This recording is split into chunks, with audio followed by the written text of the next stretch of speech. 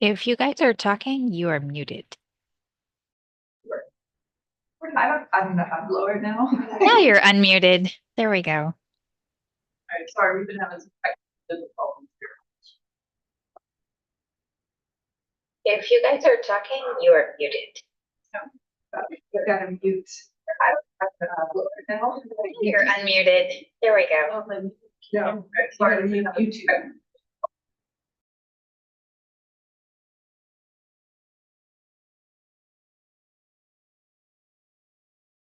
All right, is YouTube on? Now we're ready. All right. Be well. All right, good morning. Welcome to the Board of Library Trustees January meeting. I'm Trustee Setlak, the new chair of the Board of Trustees. So first, we do have a quorum here, and now I'd like to go around and everybody introduce themselves and we'll go in this direction. Michael Dunn, trustee. John Walters, trustee. Dorothy Waters, trustee. Sharon? Sharon Fitzsimmons, trustee. Judith Gwen, trustee. The treasurer. Treasurer. Treasurer and treasurer. Sorry, change for everybody here. Thank you. All right, so the first item is approval of the agenda for today. I move to approve the agenda as written. Thank you, Michael Dunn. Second. Thank you, Mike Doug Walters. All in favor? Aye. Approval of the agenda is moved forward. Approval of the December 2024 minutes. So you had a chance to take a look at those. I move to approve the minutes as written. Thank you, Michael Dunn. Second. Or do you have a question? Yes, correct, Don's last name. That has been done in the meeting. We have a second, Don Walters. All in favor? Aye. Any opposed? Motion passed. Now the President's report shows the monthly expenditure.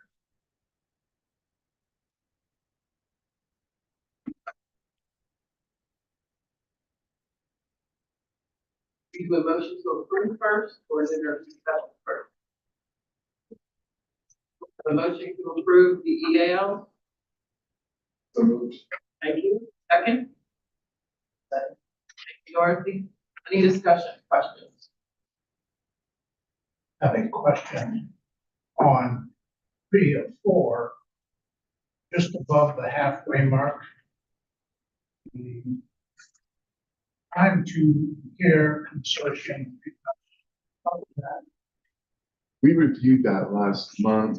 The Time to Care Act is coming into effect unless it gets kicked back by the legislature. And we have joined a consortium to be the ones to have them administer that for us. So basically employees across the state are going to be contributing money into it. We as an employer will have to contribute money into it. And then starting in 2026, people will be able to withdraw funds to have paid medical leave. And this is a fee for that consultant who is going to be doing the administration for us. It's an annual fee. Is this then a recurring fee? Yes, it will be recurring. It's an annual fee that will be ongoing. Annual? Annual fee, yes. Actually, all the family and medical leave insurance, so perhaps we should change. Yeah, it was called the Time to Care Act. Now they changed its name, and we don't yet know what it's going to cost us. They haven't set out the exact amounts yet in the legislature. So we will see ultimately what that's going to be as an expense. We are going to have to start contributing already in July of 2025, at least according to the current schedule. And we haven't built that into the budget because we simply don't know what it's going to be. There is some talk about moving this back again. We'll see if that happens with the current legislature. So as soon as we know anything more about it, we'll let you know. I see also within the month of December. Two large payments to Care First. One is on page 4, last item. The other, page 2. Happens most months when there's a holiday at the end of the month. The bill comes in generally for the next month, towards the end of a month. Thanksgiving occurs. I don't always get that bill set up. I have to review the entire bill, manage it, make sure that all the employees are correct on it before setting it up for payment. So the December bill was actually paid at the beginning of December, but the January bill was paid at the end of December. So that's a prepaid. Yep. Thank you.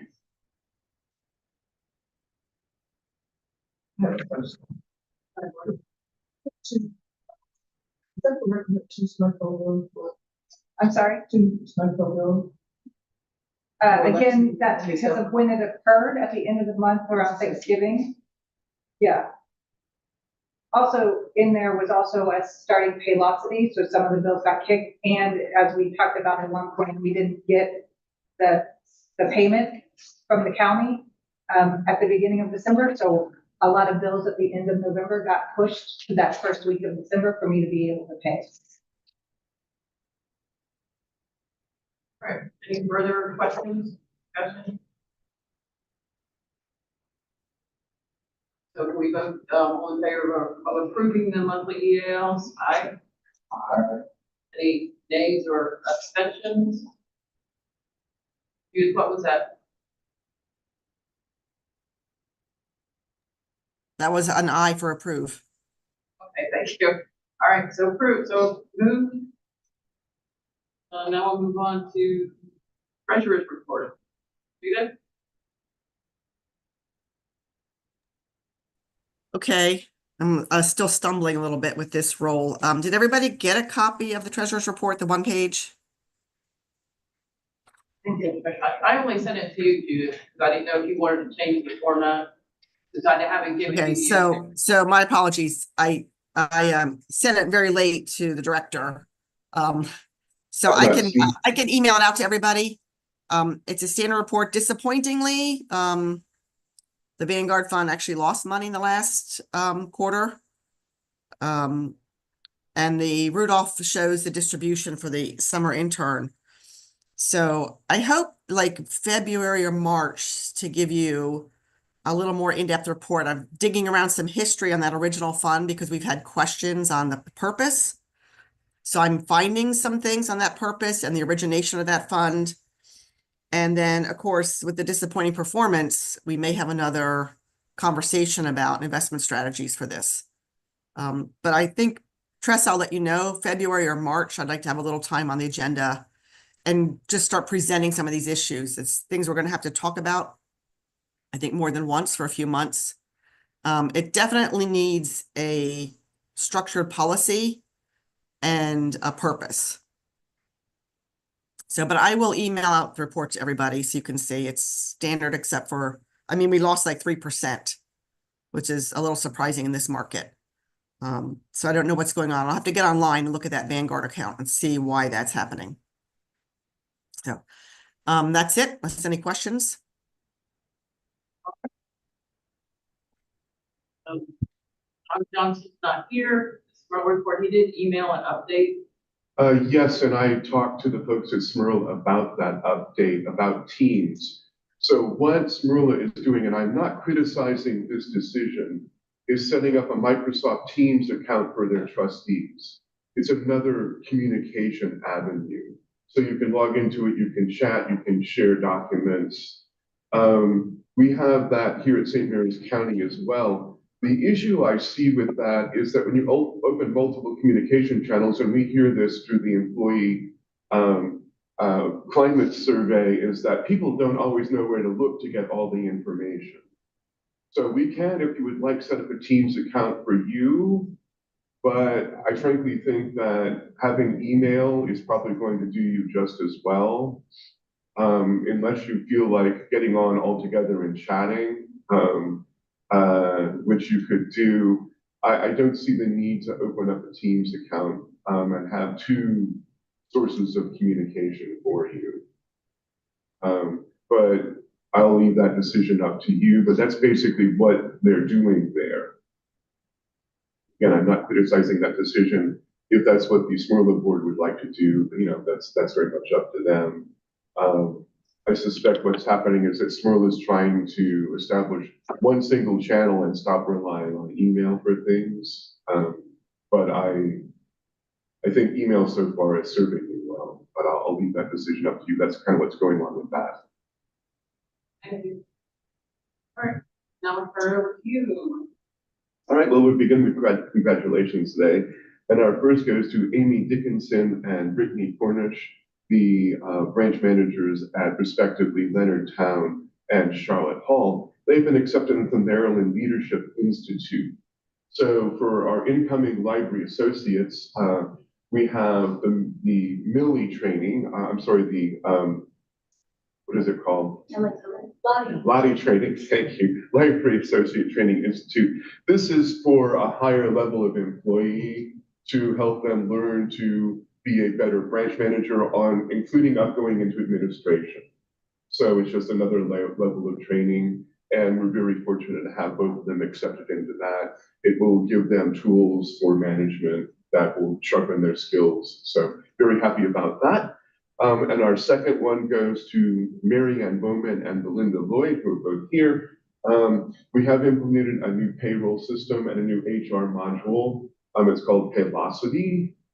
Staff have been using it, and so far so good. There's obviously some learning curve involved with it, but it is basically half the price of our previous system, so we're saving money on that, and it has more robust modules in it. So we are, as I say, so far so good. So let me give you your program words here. Everybody was paid. Yeah. The most important thing of all, morale really suffers when we do not have pay. So thank you so much for your very hard work. And this has literally been hours and hours and hours of transition, starting from RFPs and evaluations of many systems down to working out details with Paylocity and then rolling out to staff. So that has been a huge project for us, but very successfully so far. We'll move over to the informational section and do a budget review so far this year. And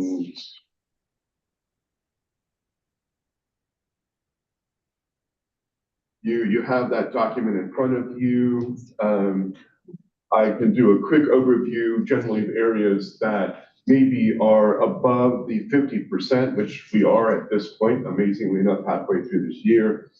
So far for salaries, we are at, and that includes FICA, we are at 45%, so not quite up to the 50%, and that's good because if you look below that for the health insurance, we are at 56%. So we did not necessarily anticipate as high a insurance cost as we're going to have this year.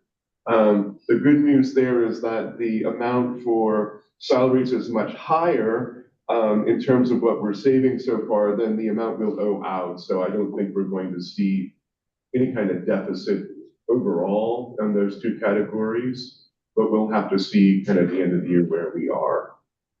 Can I ask on the salary side? Sure. Does that reflect vacancies or quirks in the payroll schedule? Vacancies primarily. We have had some turnover, and it takes time between the one person outgoing and the person coming in. And that's primarily where that credit is, vacancy credit. Like on the health insurance side, is any of that affected by calendar quirks, prepayment or anything? Well, some of it's affected by the fact that when people have a change of life, they can enter the healthcare system. And we've had that happen a couple of times now. So people we were not anticipating being in are now in. So there's some of that, but not usually in terms of, it's a fairly standard amount other than the fact that people can add in.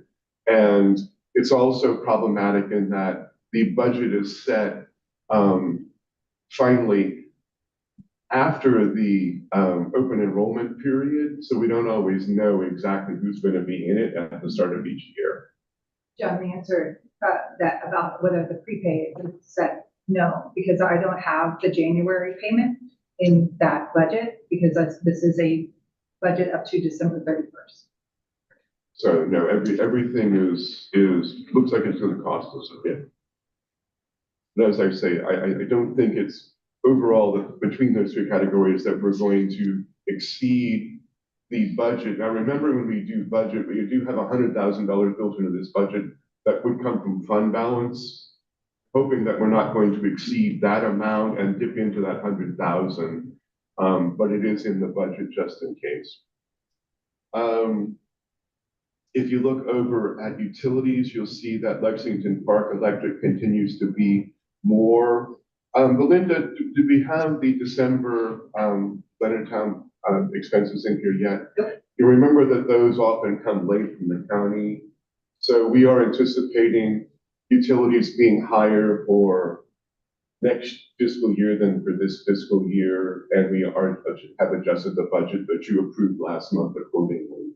Also, I'd like to say for the Lexi, utilities do trend higher at certain points because, for example, our Lexi bill was somewhere around $8,000 to $9,000 for the last several months around summer and early fall, but they've dropped to 5,000. So it will somewhat come back down over time, but it might still be above.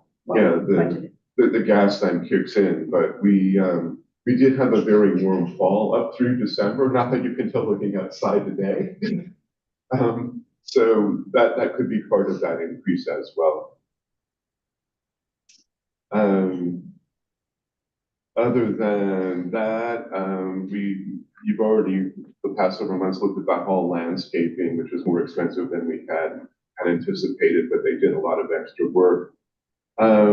Office supplies, if you look down farther, can be front loaded, so I'm not particularly concerned about that. We will ask that they stay within budget.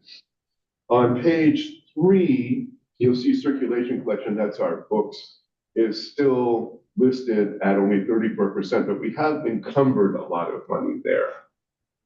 So we had a slowdown in the fall because of publisher and vendor issues. Things were slow rolling out with some new books, and we didn't actually start getting access to them until later. So I anticipate us spending all that money this year. We have Brittany overseeing the collection and making sure that we do spend all of our print budget for the year. So I'm not particularly concerned about that. If we start getting into April and it's a low figure, then I'll have more concerns about it, but I think we're going to catch up there. Also, it was December.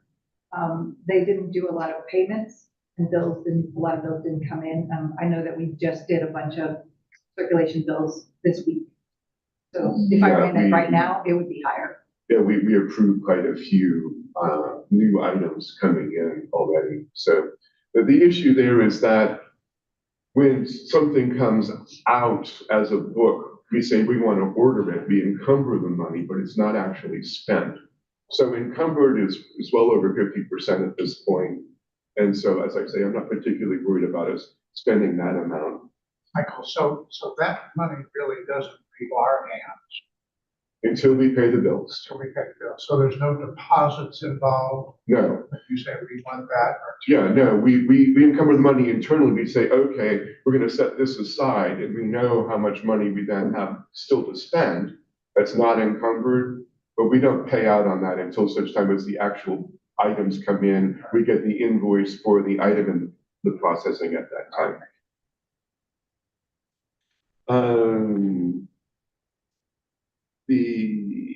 As I say, I'm not concerned about digital collection. That gets front loaded. We order things up front for that.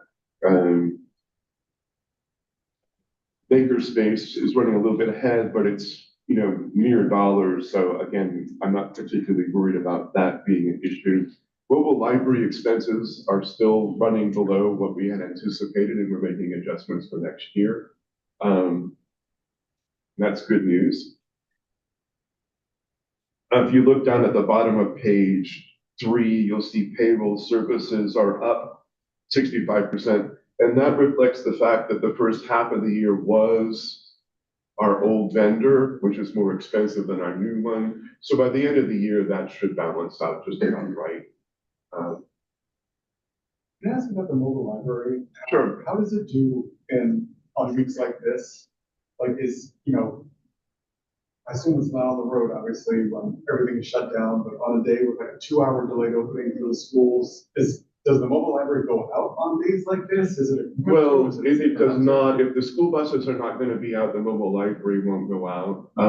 The other issue that we're having with it is if it's covered with snow, and then we're trying to find a place where maybe we could, on an overnight like the one we've just had, we wonder if the county has a place we could just park it under a cover, or Sandy is going to be calling on some of the people we use for maintenance on, hey, can we just, pull it in there, we'll pay you, $25 or whatever. When it gets covered with snow, the solar panels don't work, and so we have to run it off a generator. Also, if the back roads are not all cleared, we're concerned about that. The other concern we have is that in many cases, it pulls up in front of something, let's say a senior center, and the people inside say, we don't really want people going out when it's going to be slippery out there. So we make a judgment call on that. We try to make sure that it's out whenever it's scheduled to be, but there'll be simply times when we have weather like this that it won't be.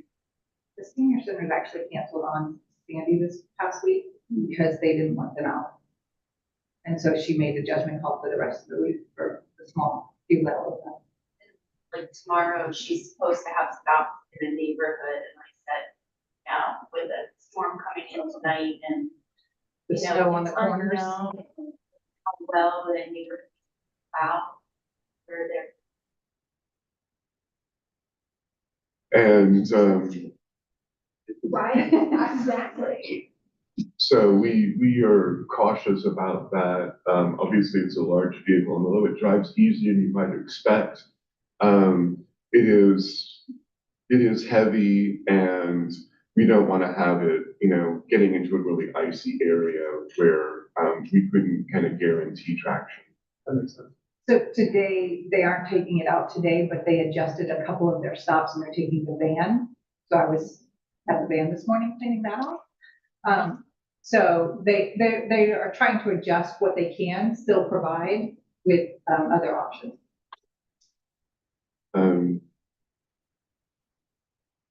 We're not supposed to have a lot of snow overnight, maybe an inch, but typically the county does not have a emergency call on weekends because most agencies are closed, but I've made arrangements with the emergency services department and with David Yingling, the deputy director of the county, to try to get weather updates to make a call about the library tomorrow. The primary concern is, are the sidewalks clear and free of ice? No, you're not.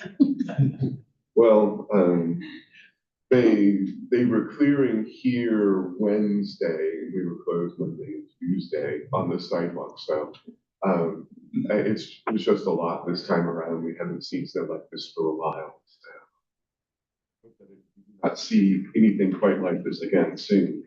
We can just get an email from David Yingling. He is. Oh, good. Thank you.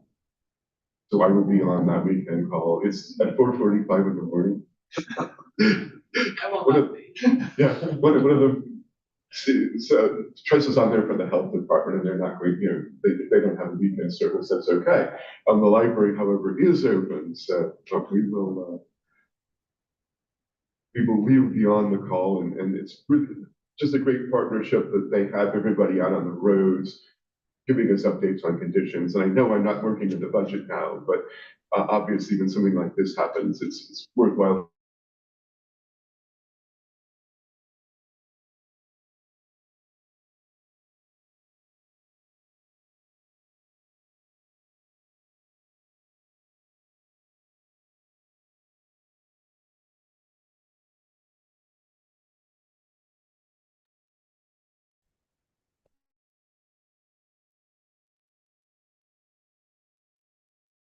high, but you see the total amounts.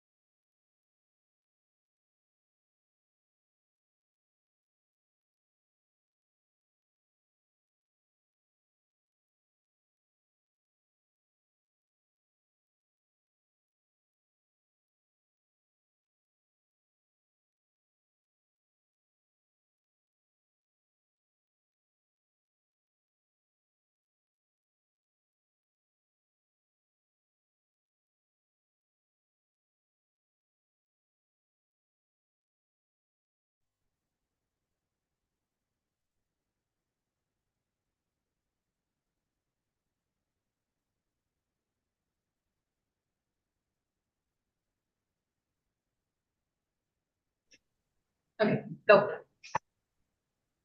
Sorry about that, a brief delay there, folks. Looks like we're muted on the Zoom. No, we're muted on YouTube because that's when it gives us the. Thank you, sorry. So, sorry. If you look on page 4, you see under furniture and equipment that Lexington Park and Charlotte Hall are above 50% mark. That's because they are having the new AV systems installed, and that's in the process of happening right now here at Lexington Park. So we are hopeful that next time we meet here, that we will not have technical issues. And those amounts are not final.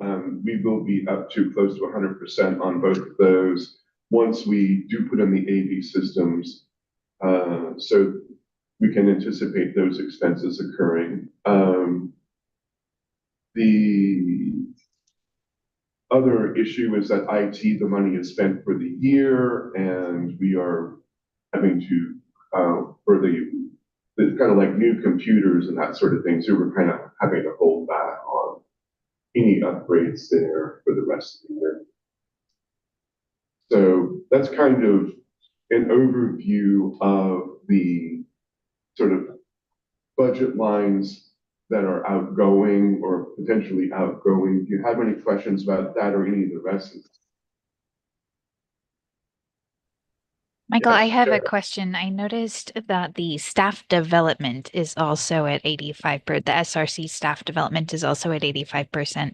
Is that something that you're anticipating will go over? I know it's a small budget line, but I'm just wondering if there was a conference and everybody's already gone, or if there's a plan. No, the staff development SRC line in particular is a line that we gave to our staff for, it's the staff recognition committee. So it's a staff group of our employees who spend time acknowledging and providing activities within the staff throughout the year. So a lot of that is our end of summer party. They did a few things at Christmas to acknowledge the staff. They also spend time every month updating, and every day actually updating birthdays and anniversaries on our Teams accounts. And so that's why 85% has been spent. There's one more big activity, and that's our beginning of summer event that we have for our staff, and they'll use the rest of that at that time. But they're not allowed to go over. Yeah, so, they do not go over. We don't anticipate that being something that's going to go in the negative. They know the budget, they stay within. Thank you. Thank you for your question. Other questions? All right, well, you see that the unexpended fund balance, which can go up and down depending upon, and that's the last page, or sorry, the next to last page, which can go up and down, is currently at $525,772, and our monthly expenses are $461,980. So a little bit more than 1 month of unexpended fund balance on. Moving right along to our statistics at the halfway point. Mostly very good news here. You'll see that the circulation numbers are trending slightly down. We're 3% down. There's a couple of reasons for that. The first, for the print, is that, as I explained earlier, we did have a time when we were getting a lot of new books in. So that's over now, and the floodgates are opening, and all the new books that were scheduled for fall and had not arrived. And again, that's not our issue. We're an issue of our ordering. That was a vendor and publisher situation. And one of the small publishers, one of their major source of actually printing books went out of business.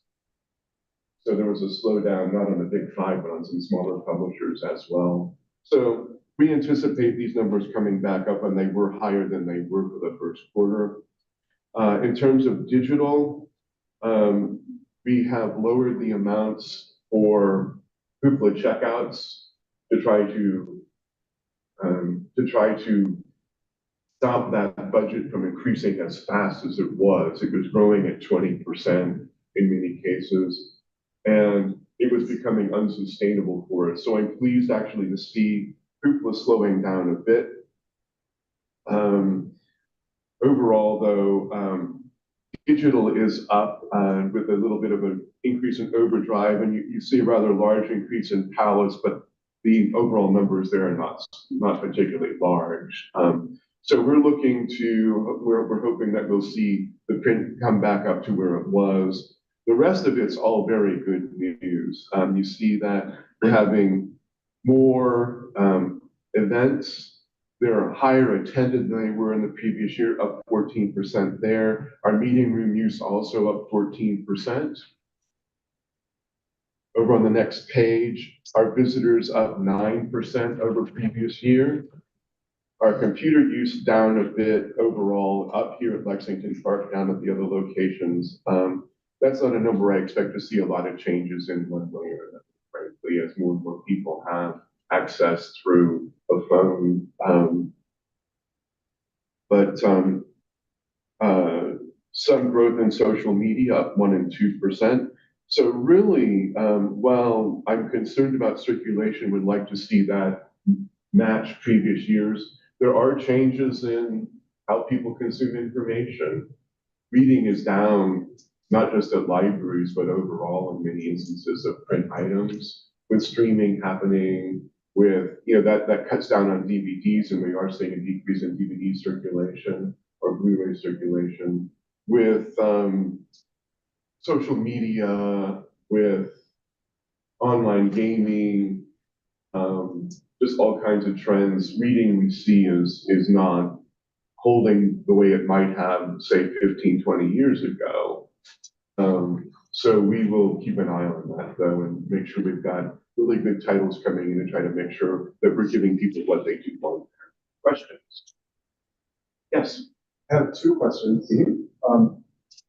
First, there's a nice bump in meeting room use in Charlotte Hall in particular, and I was wondering if there's any thought about what that is. And then more broadly, our circulation numbers are down, but our visitors numbers are up. What are people doing in the library? Program numbers are awesome. So it's programming, but also note that the meeting room use is up, and when they come to use the meeting room, that does get counted. Okay. As people coming in the library. Our study room use is very, very high. So I was walking around Leonardtown yesterday, and every single study room was being used, with 2, 3, 4 people in each one. So I'd say that that's part of the increase. Part of the increase is going to be the programming. bringing more people in. I don't know about Charlotte Hall, why. That meeting room use is up over what it was in a previous year. Well, we had a lot of HVAC issues in the meeting That's true. Last year we did, yeah. room, so it was. Making for discovery. Yeah, there was a time when they had temporary AC units set up there and you couldn't hear yourself talk in a meeting. And you were probably trying to have a board meeting there and it didn't work particularly well. That's changed. And I hope to see even more with the new AV system coming in. I guess the other thing I'll say about it is if you look at the very bottom of the page, you'll see that Charles County holding even, our physical circulation down a bit, Calvert up way. But if you haven't been to their Twin Beaches branch, it really is a beautiful new library right on the Chesapeake. And that is driving circulation like crazy. So I'm hopeful when we have our Charlotte Hall renovation, that is also going to happen. Further proof, if you build it, they will come. The only other sort of informational thing I have is that the budget request is due to the county today. It is presented exactly as you approved it. The major increases are for a cost of living adjustment of 2% and a step on anniversary of employment of 2.5%. A little bit more for utilities, a little bit more for health insurance, and the other kind of growth that you don't have this in your packet. Another growth there is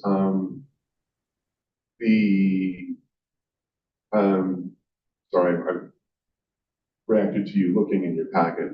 The other growth area there is for materials. We're asking for more money for books and substantially more, another $60,000 for digital. Those amounts have not increased in years and years due to ongoing funding. And we hope that we can increase them, especially digital. We'd like to put more money into overdrive and more money in. And then if it goes into overdrive, it's also in pallets because pallets harvest what's coming out of overdrive and then more to try to meet that increased demand that we see there. That's a real growth area. So those are the areas we are asking for increases. And that is due to the county today. So we have that going there. And if you wish to see it, you may. I've got copies here to move on. Michael, question. Yeah. So the county has already kind of alerted everybody about budget tightening at their level. The governor was on TV the other day talking about tightening our belts all across the state. Looking at the trickle-down effect, if push comes to shove, have you kind of got in the back of your mind what line items would take to hit if you don't get everything you're asking for? Yes, we are aware that this is a very tight budget year. I've in fact emailed that an update on the first budget hearing to you from the county. As the budget currently stands, they're looking at a potential deficit in county, and obviously the state is well known to have a $3 billion shortfall. So far, it doesn't look like libraries are going to take a hit at the state level. There is in Maryland code an amount of scheduled for an increase. Now they could go in and do a realignment and say, we're not going to give libraries that increase this year, but I don't think that they're going to give libraries a budget cut. Right now, I anticipate that increase may stay in place. It will be very small for St. Mary's County Library. We're looking at another, call it $10,000 a year from the state. From the county, we know what we've got. If we are flat funded, then I'm not anticipating getting any kind of a budget cut from the county. They're talking about flat funding or what they call it as maintenance of effort. If that happens, then we know where we are. We will not be able to give salary increases, for example. That would not be a good thing since we're still trying to make up for several years where we were given substantially less than other county agencies were on a proportionate level. You'll recall that about 2 years ago, a commissioner did come and present to the board and say, yes, you were defunded specifically for political reasons. At that time, we had a promise from the commissioners to try to make up some of the deficit. The first year after that, which was fiscal year 24, we did get a record amount from them. This year, we got the highest year and out. We got the highest percentage of increase of any agency except for the sheriff's department. I'm hopeful that they will keep in mind that promise and not give us any cuts. We'll just have to see how the budget situation works out. We're talking with them. We will present in March or be asked, or they will sort of, in March, we'll have a better idea of where we are because they will say, here's the library budget, and we'll have some sense, we'll have a chance to appeal that if it's not what we'd like to see. It will go to the public budget hearing. So we have the whole process. We know where we are if we don't get anything. And once we have some sense of what the library budget will be, we'll give you a final budget to approve for next year. I don't anticipate having to cut anything. The real sticking point will be what's going to happen with something like health insurance, where we know we're going to see it.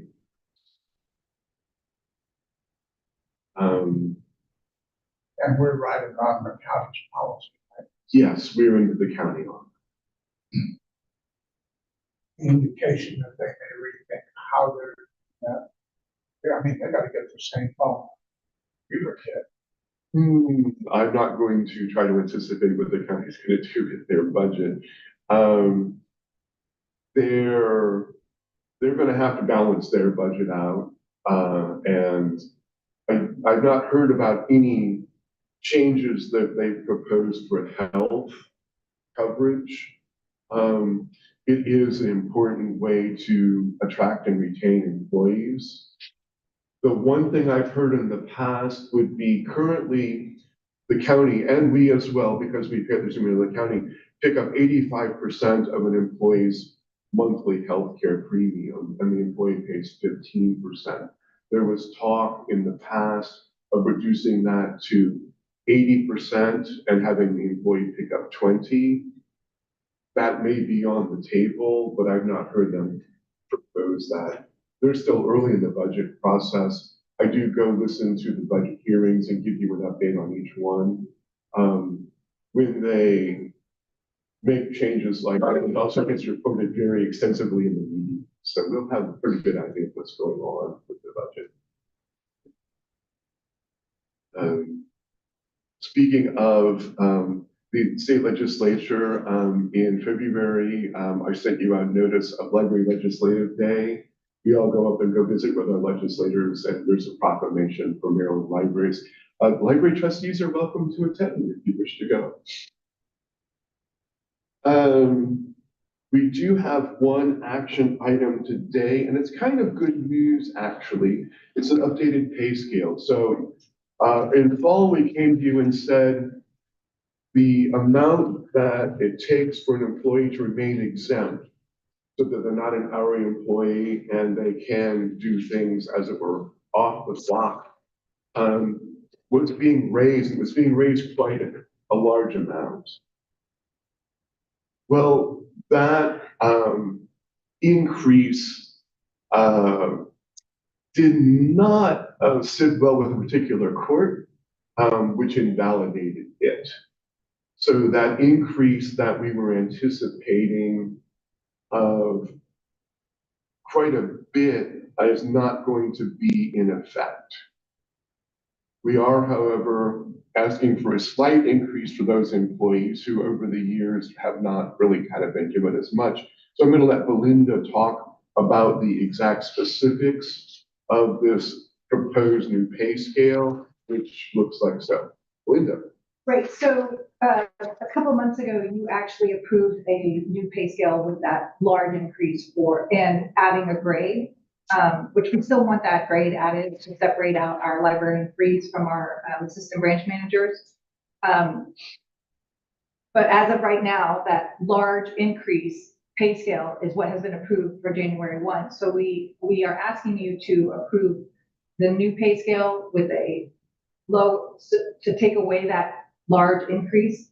As much as we would love to be able to still give this to our assistant branch managers, it would make it with our budget for next year, as you all know and have just heard how tight that's going to be, it would make it very difficult to give out a larger increase next year because we would have to compress the scale after giving this increase, that large increase. So we need to pull back that large increase, but we still want to have a grade in there, that extra grade, and to avoid a couple things, to avoid having two grades with the exact same pay, and to give our assistant branch managers who probably should be making that amount anyway, a slight 1% increase above what they are currently at, which would go into effect the first pay period after this meeting, if you approve this line. So it's actually a pay scale that's going to be lower than the one you approved 2 months ago, which will help our budget this year and next year. Can you translate for us briefly the grades that are associated with job title? Yes, I can. The first grade is the SVP, and that is our subs. So it's a standard, just minimum, it's $16 an hour. The SNG are our pages, so it starts at minimum wage. That never gets a COLA. It always starts at minimum wage and goes up, but our pages do move through the steps as they stay longer. SP1 and SP2 are our security guards here at Lexi. Grade 1 and grade 2 and grade 3 are our library assistants and our PTAs. So grade 1 is a library assistant 1, grade 2 is a library assistant 2, grade 3 is a library assistant 3.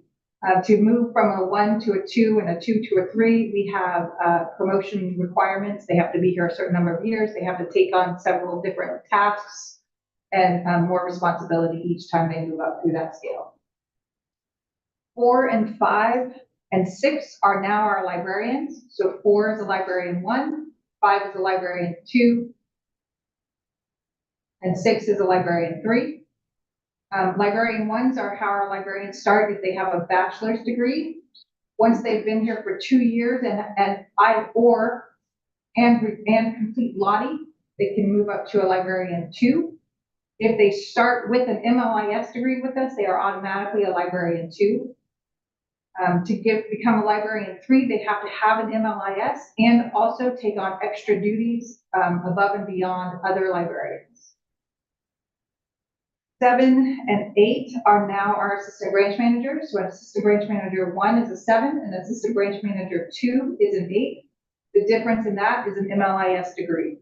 So if you are an assistant branch manager 1 with a bachelor's degree only, you are a 7. If you have an MLIS degree as an assistant branch manager, you are a grade 8. 9 is our coordinators. So that is all admin except for Marianne and Michael. And grades 10 and 11 are our branch managers. So a 9 is if you don't have an MLIS degree or you are managing the smaller branch of Hall and the mobile library. And grade. I'm sorry, 10 and 11. My apologies. So grade 10 is that. Grade 11 is if you have the MLIS degree, or you're managing a larger building. Grade 12 is Marianne, and grade 13 is Michael, deputy director and director.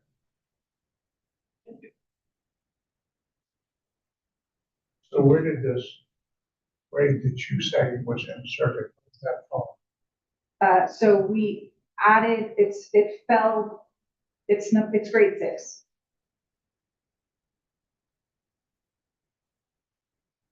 So the good news is that for the library's budget, and not necessarily for our employees, unfortunately, is that we do not have to pay.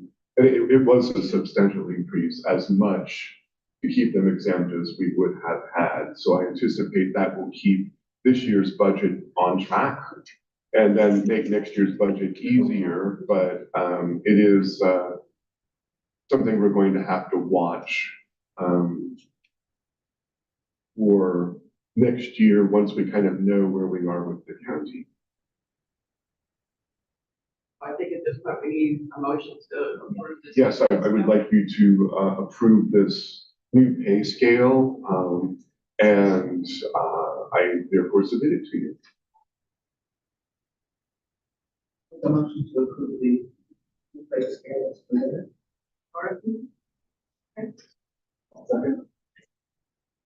All in favor? Aye. Any opposed or abstaining? Motion passes.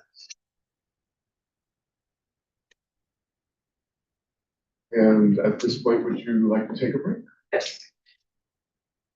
Have a motion to 5-minute break. All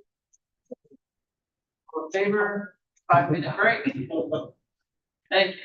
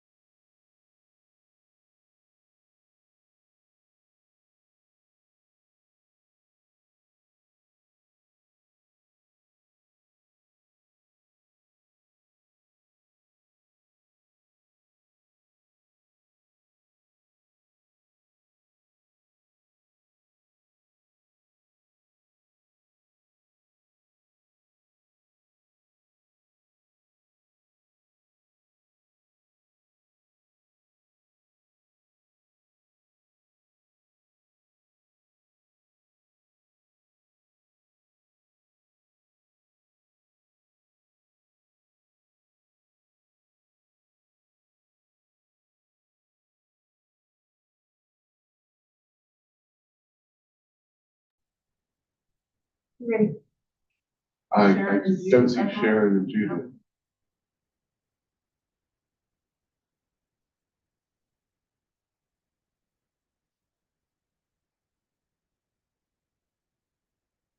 You're still there. Their cameras are just off. Okay, You might not be back. in that case, I turn it back over to you, Tressa, for old and new trustee business. All right, so first we have this OPEB thing. I have some discussion about this first. Quite frankly, I'm not all that comfortable with it. What is the plan for this money if we get rid of asset strategy? Who is going to be the independent investment manager? What is the plan for this, moving these funds? I think the correct answer is, 2 or 3 steps. First step, I think we've already confirmed we do not want to stay as a strategy. Second step, this proposal, is we actually go with a mutual fund family, like a Vanguard or American or M&S or whoever. We haven't taken that step yet. And the third step is, instead of having a portfolio that is composed of 4, 5, 6 different investments, we have a portfolio that is, I'll call it a package portfolio. They're called balanced funds, and they have that 2/3 stock, 1/3 fixed income mix that we're now getting by building a portfolio piece by piece with asset strategy. So it's fundamentally a simplification. But who's going to manage it? Well, technically, the management comes from wherever the advisors are to the fund choose. So for example, if we choose to go with Vanguard Wellington, they have a number of managers that manage that fund to keep it at that mix. I understand what Vanguard, I have my own Vanguard accounts, I have my own other fund accounts, but that's my personal account. And this is money that is for retirees for the library. This is not, my understanding, it's not even trustee money. Would it not be trustee money?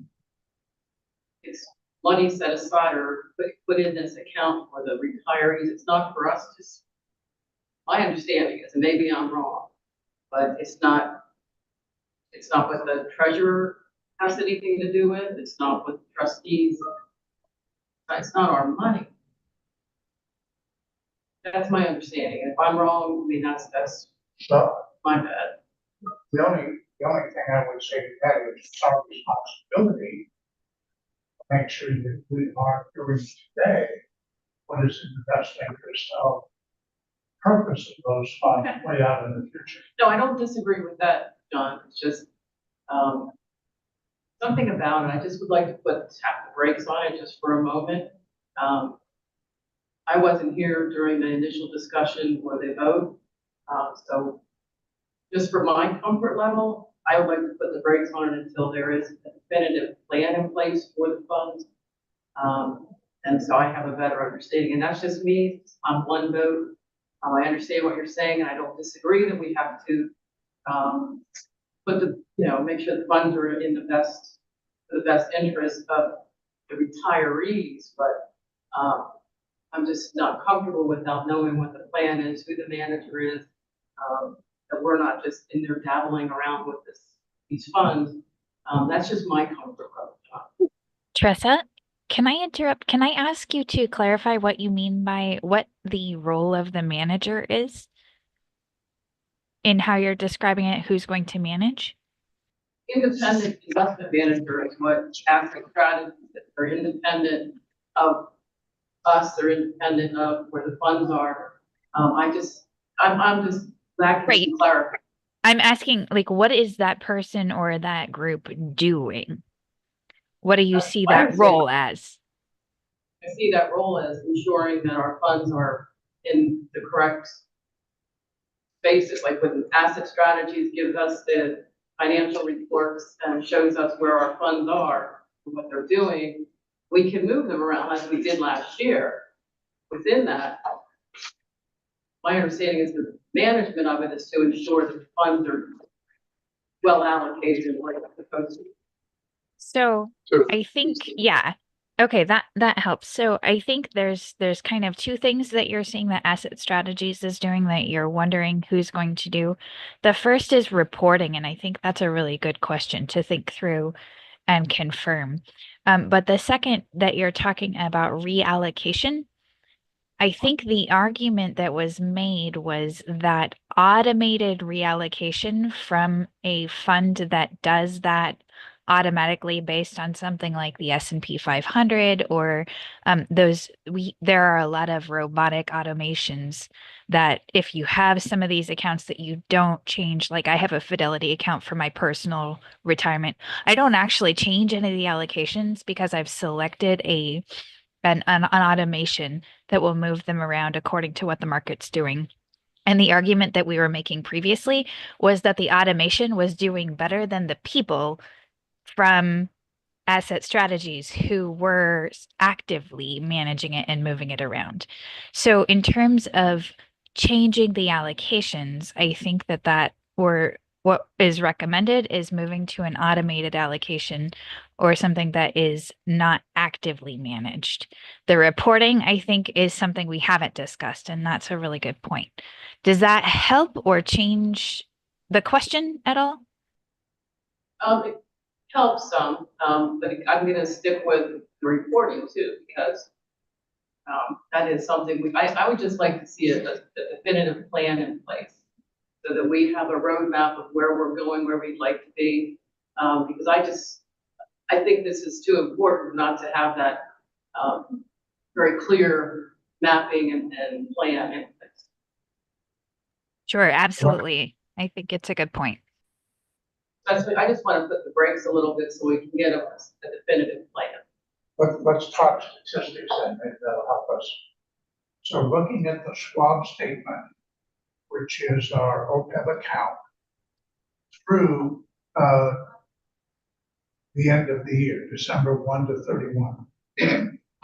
When I do the math, their year-to-date progress was 8.8%. Now, we know this from listening to the news that 24 was a fairly strong year right up until the very last couple of months. In other words, to put it in broker speak, what is normally referred to as Santa Claus effect kind of fizzled out. That didn't happen until the end of the year. And they finished up 8.8%. So my sense is, I'm not imposing this on anybody. My sense is that we are most curious about using the Vanguard Wellington Fund or the American Fund Balanced Fund. Wellington for the year was up 14.7%. American Balance for the year was up 14.9%. This is their managers doing for the fund the same thing that Asset Strategies is supposedly doing for us. But the cost of using a balanced fund and paying those managers, that comes out of the overhead of the fund. Vanguard Wellington is very low overhead, lower than American. We, on the other hand, are paying Asset Strategies 0.75% based on balance of how we're doing. And that 8.8 would actually be a little bit lower if they were being paid out of the fund, which they are not. They're being paid off. No, I understand this whole part of it. It's again, it's the plan. It's the reporting. It's just the. I'd like to see something in writing that's a plan of what we're going to do. Who's going to do the reporting? Who's responsible for the fund? Because if it's not Asset Strategy, then who is? The fund family I get that part. It goes back to the reporting. It goes back to. We get statements from them. Right, I- but I'm- who is going to print those and present them at this meeting? Is that going to be an additional role for the treasurer? Or is someone else taking that? How is that going? Schwab statement comes in and it is reproduced for the board to look at. It's the same when you have a mutual fund. They will send you a statement. Now, typically, let me take that back. At the company I worked for, if there was activity in the account, there would be a statement produced in that month. A dividend or money coming in, money coming out. But there would be no less than quarterly statements. So you'd get at least 4 and probably more than that because there's almost always dividend activity. So the reporting would be from the fund family about the fund we use. It comes into the library and it gets distributed to the board just like the asset strategies or Schwab report does. So basically, what you're talking about is having a face that presents it, or not a face that presents it. Because Schwab, you have people that present it. Well, Or the, asset strategies. asset, Yeah, asset Schwab strategy. is the fund. So you have a face that, or faces the people that present the information. And they're an independent manager. I'm just not comfortable today. I just want to tap the brakes a little bit so I can bring myself up to speed. And it's just me because I wasn't here for the initial discussion. I wasn't here for the vote. So I'm just trying to bring myself up to speed.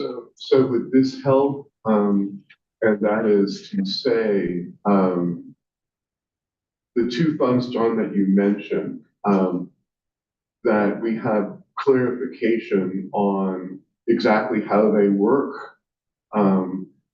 And it's great to present that 14 as opposed to 8%. I think that's a very telling point for it.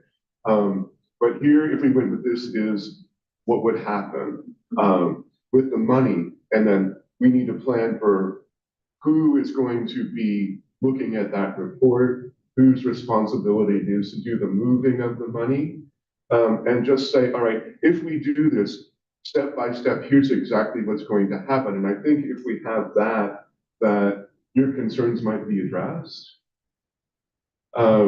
So I think that's probably what would be good for the board to have. And again, this is just my recommendation for you, since we have somebody who would like to see definite steps and clarification, that we have that prepared and not make changes until such time as that happens.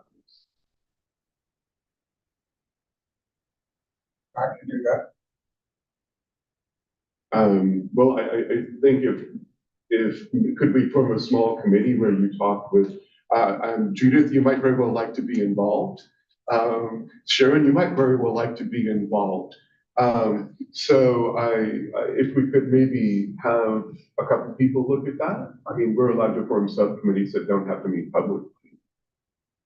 Did everybody spend any time with the analysis I did?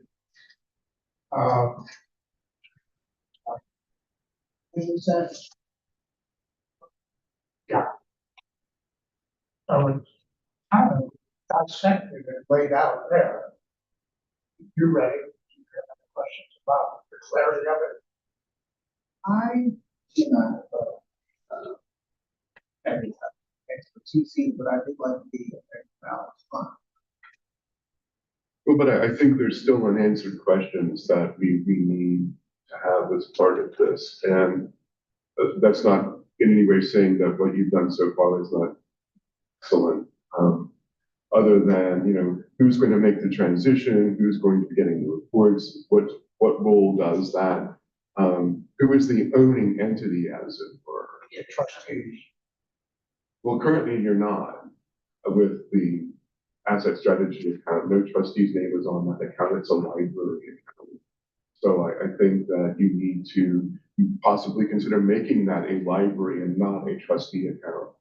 Trustees change, the library does not. Currently, it is a library.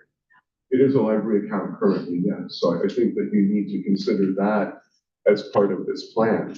Who owns the money? I think it should be the library, not the trustees. And that's the way it stands right now. Who owns the money? It's for the library retiring. So I agree. So while right now the library, there's no trustee names on the account. Under law, the Board of Trustees controls public money. So that's a very strong statement to say the board supervises and controls the money. To me, it is public money. We don't own that money personally, but we are personally responsible for the control and management of those funds. Now, whose That name change- was on the account is a technical issue. I think it should definitely be at least one trustee and maybe one staff member on there. I think, Tressa, it would help if, Tressa, maybe you could draft up, what is it you have in mind for understanding how it's going to be? You know, what are the requirements that you want to see? Would be a good starting point for us, I think. Now, we did get quarterly reports from Asset Strategy, but there was no written policy requiring them to do that. I believe we had a motion, a discussion, and maybe a motion, a request, but there was no written policies surrounding asset strategies or the management of the fund up till this point in time either. Not that it's a bad thing to have the policy, but we've been operating without it for years. But I think setting up the account is it just some technical steps of creating the account and transferring the money from asset strategy to whoever we decide. But I think, Tressa, it would help if you could just delineate what it is that you want to see and then share that with the rest of us. That would be a good starting point. This is Belinda. Can I give just a brief history on that name, who's named on it? It was at one point somebody on the board, but it wasn't changed for many years. And so when Michael and I were working with the last board trying to get information on this account, the name on it didn't exist anymore for us. And so because of the trustees changing over, we had to go through a big whole process of submitting legal paperwork to maintain the control of that account. And that is why Michael's and my name is now on it and not trustees, because we lost control of it because of trustee changeover. And that is the reason for that change, and the reason that we did not put trustee names on it again, because it wasn't being changed over. And every time you do that, it's not just like, oh, no name, we'll just tell them we want a new name on. It's a whole process of legal paperwork to add a name to that account. Yeah, I mean, that's a valid point. And we don't know until we vote on a change and then kind of get into the nitty gritty for setting up an account, what they would require, how difficult or easy it would be to change a name. Is it something we can do with a form once a year, every 2 years? Is it a huge hassle? I think that would be some factors we need to take into consideration, but you kind of don't know that until you start setting up your account and you start looking at all the questions they ask us. So I don't know that we can answer that right now, but I would strongly prefer it be one of each, unless we find out that's like entirely too cumbersome. The board members are here in 5-year terms, so. I can tell you from experience, just having set up a Vanguard account for the foundation, that unless you're a person who can sign checks at the library, you cannot be appointed as an official representative on the account. Here's why. In order, for example, I think we could make a trustee administrator, but when setting up the account, I have to, if I want to have it connected to the library, have a statement from the bank saying I'm an official signatory on this. If we don't want that, it could be easier But I think that, I think that it might be more difficult when we make the change, but I don't mind. Here's something, just something else we have to find out. And I think that's what, trust, I don't want to put words in mouth. I think that's what we're asking is what is going to be done with all these things when we make this change? And I think having a trustee on it is a good idea. I'm not objecting to that. It's just that what would it take? I think we need to find all this out. And we don't know the answer to that until we pick a fund.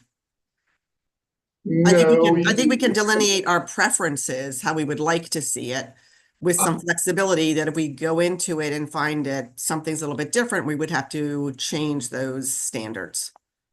why can't you investigate both funds ahead of time and say, what's it going to be, and ask those people who are involved with it? If somebody would like to volunteer to do that, fine. We've been working on this for 2 years, I think John for 3. So if somebody else want to put some time into it, that's fine with me. All right, so I'll put my hand up for working that, but here's my question. Do we consider Vanguard and American as the 2 probable contenders, or do I need to go beyond that? I think that your research so far indicates that those are excellent funds, and let's start there. I mean, I'm not a trustee, obviously, but I think just to move the conversation on, you've done a lot of work. They look like they're excellent. Let's stick with those 2, investigate both in terms of what would it take. And then I think you have a lot of questions answered and you're ready to make a final decision between the 2. Okay. I'm good with that. Would it be feasible to speak with a representative of those funds? I know, I circulated the prospecti for those 2 funds earlier. As a layperson, I had trouble getting a lot of meaning out of the prospecti. I know we are a small fish in a big pond, but I do wonder if it would be possible to speak with a representative of those 2 funds, either in a small group or, in a full trustee meeting. I'll see if I can get an answer to that too. Also, the 5 years, wasn't something presented to the board to reduce that time? I did that. Well, I'm just bringing that up because, Edith had mentioned it was 5 years, but it may be reduced. That's not going to change. That's not going anywhere. Okay, so Don, I appreciate the work you're putting into this. We table this then until we have a little bit more information. We can make a really informed decision.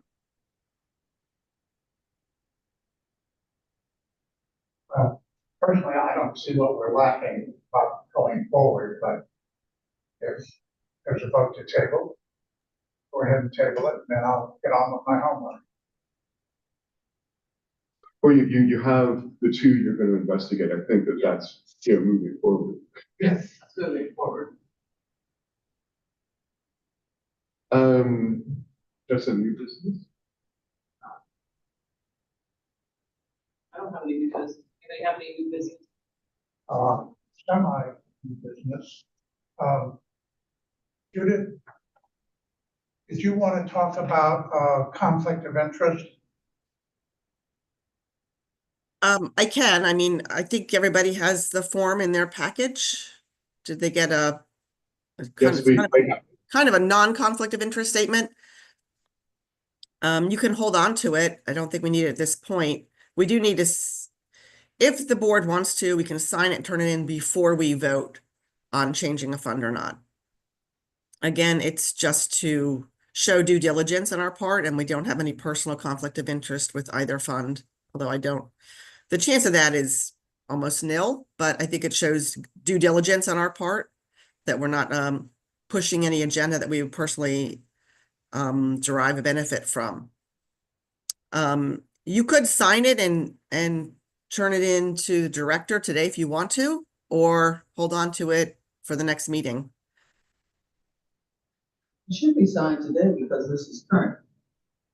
The current information, correct? And this is actually something that you could sign and scan. This does not require in-person action from the board. So we have to approve this policy? I mean, we would have to vote to approve it before anything, right? I don't know, what are you approving? I don't think you'd have to approve this as a conflict of interest statement. I mean, I sign these all the time for the different boards I'm on, and it's like we don't take action on them. I think it's really more a personal statement. So I don't think you need to have a board approval of the wording or anything. If people don't want to do it, they could look at the wording and say, I disagree. So can I understand in the language here, when we talk about participation in the funds or a position in the funds, are we saying that like my own retirement money is not in any of these four? Or are we saying that I don't work for these institutions, I'm not getting paid by them? You see the distinction I'm making? Well, I tried to put the wording in there that you will not personally derive any benefit from this one decision. So I was trying to be very specific in this case. Okay. So if the library would, let's just say the Vanguard fund, you personally would not benefit. Okay. Yeah, I tried to keep it very narrow. Thank you. All right, so maybe as further clarification, I just signed and dated mine, and it has an addendum that I typed in. My wife and I hold positions in various funds in the American Funds family of funds. By virtue of my past employment as a financial advisor with Edward T. Jones and Company, my wife and I have rights to purchase American funds at NAV, which means without sales charges. No other benefit accrues to me because of my relationship as an American Funds client. So again, if we went with them, and I'm not saying we're going to or should, there's nothing that is going to dribble down to me. But there's my clarification that I do have a stated interest in American Fund. Big whoop. Thank you, John. That's a type note.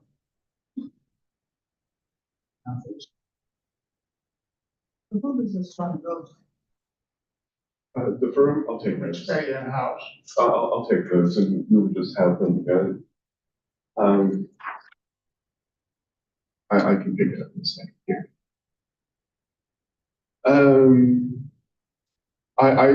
This is not additional trustee business, but just news. I did in late November, and it took quite some time, set up a Vanguard account for the Library Foundation. And I'd like to thank John for contributing stock. So your Library Foundation can now accept donations of stock. It has been a while coming, but we all just said, fine, we're going to do it. And so if you have stocks just sitting around that you don't really want, the Library Foundation will now happily accept them. And we're going to work to get the word on that out to the public. It's happened very rarely, but we have had people approach us and say, can you accept stock? In the past, we've always said, no. Well, now we can. So that is ready to go. And further to that piece of discussion, Madam President, for library records, that's the agreement, the three-way agreement on the use of those, that endowment. Oh, okay. And that then is, other than the budget submission is due to the county, so I will be taking that over to the finance office today. Our meeting, I think. The next meeting is February 14th. It's scheduled to be at 11. We do have a closed session coming up.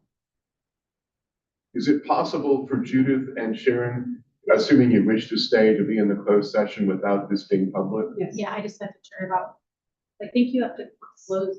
No, right, you just No. close. So I just, Well, They don't the have to trustees read have to the- vote to close the Yes, session, yes. but yeah. and then Do I have I'll to read something or? No, I have a form for you. You don't have to read anything, just to have a motion to close the session and to do So this. we have a motion to end the meeting and then open a closed session or not? During the open session and reconvene in closed session to discuss things that are applicable under Maryland law. All in favor of closing the open and opening the closed? Aye.